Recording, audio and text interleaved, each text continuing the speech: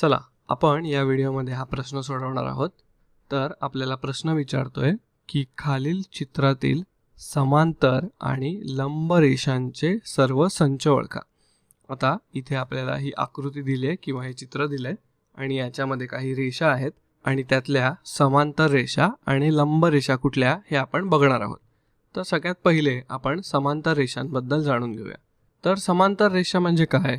तर ज्या रेषा या एकाच प्रतलात असतात परंतु त्या एकमेकींना छेदत नाहीत त्या रेषांना समांतर रेषा किंवा समांतर रेखा असं म्हणतात।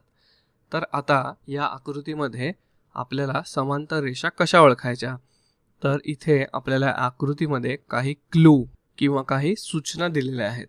तर बघा इथे आपल्याला हे जे कोन दिलेले आहेत ते कोन आहेत काटकोन या प्रकारचे आणि इथे सुद्धा आपल्याला एक काटकोन दिलेला आहे। तर हा काटकोन आणि हा काटकोन याचा अर्थ असा होतो की या दोन रेषा या एकाच पद्धतीने रेषा CD ला छेदलेल्या आहेत आणि म्हणून त्यामुळे तयार झालेला हा जो कोन आहे हा 90 अंशाचा कोन आहे। म्हणून आपल्याला या चित्रामध्ये हे दोन कोन पहिल्यापासून देऊन ठेवलेले आहेत।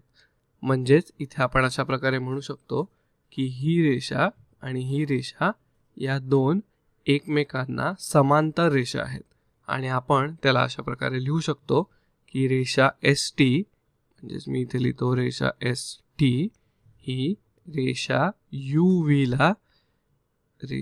UV ला समांतर आहे। आता समांतर दर्शवण्यासाठी आपण हे चिन्ह वापरतो म्हणजेच या दोन रेषा एकमेकींना समांतर आहेत आणि या रेषा पुढे जाऊन किंवा मागे जाऊन एकमेकींना कुठल्याही बिंदूमध्ये छेदणार नाहीत म्हणूनच या रेषांना समांतर रेषा असं म्हणतात।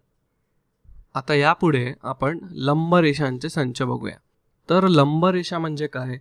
तर जेव्हा दोन रेषा किंवा दोन रेघा या एकमेकींशी 90 अंश मापाचा कोन तयार करतात तेव्हा त्या रेघा एकमेकींना लंब आहेत असं आपण म्हणतो। म्हणजेच इथे कोणकोणत्या रेषा या एकमेकींशी 90 अंशाचा कोन करत आहेत हे आपल्याला बघायचं आहे। तर बघा इथे रेषा CD ही जी रेषा आहे ती रेषा ST सोबत 90 अंश मापाचा कोन तयार करत आहे आणि म्हणून इथे आपण म्हणू शकतो की रेषा CD ही इथे रेषा ST सह लंब आहे। रेषा ST सह लंब आहे आणि लंब रेषा ही आपण या चिन्हाने दर्शवतो। आता पुढे आपण बघूया अजून कुठल्या लंब रेषा आहेत। तर रेषा CD हीच पुढे रेषा UV ला इथे छेदते आणि ती पुन्हा 90 अंशाचा कोन निर्माण करते आणि म्हणून आपण इथे लिहू शकतो की रेषा CD ही रेषा UV ला कशी आहे? तर ती लंब आहे किंवा ती लंब रेषा आहे। आता इथे अजून एक लंब रेषा आहे का?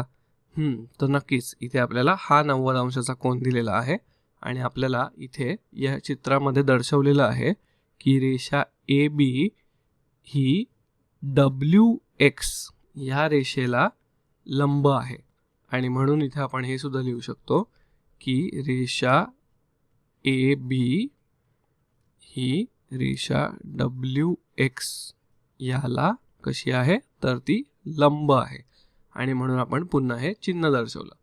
तर अशा प्रकारे आपण हे गणित सोडवलेलं आहे आणि याच्यातल्या समांतर रेषा कुठल्या आणि लंब रेषा कुठल्या हे बघितलेलं आहे।